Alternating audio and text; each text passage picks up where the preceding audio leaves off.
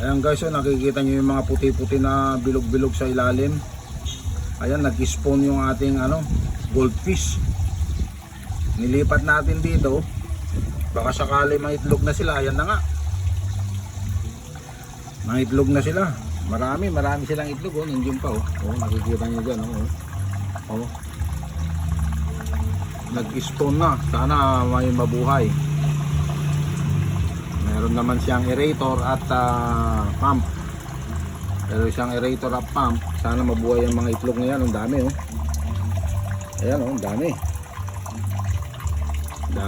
Daming itlog.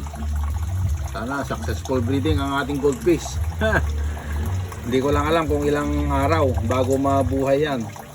Search natin kung ilang araw. Kung 2 days, 1 day, 24 hours, 3 days. Ayan, comment down below guys. Ayan. Tinanggal ko muna yung filter kasi pag nakalagay sa filter, pag nahigop sila, matratrap sila dyan. Kaya diretso muna. Kumbaga, circulate muna. Kung may mahigop doon, babalik din siya dyan. Diba? Ayan. Successful ang ating pa-spawning na hindi ko na ipinakita. Tinanggal ko na kasi kanina. Napansin ko may itlog na kaya ako. Kumbaga nag-cramming ako. Tinanggal ko agad. Hindi ko na naipakita dito sa video.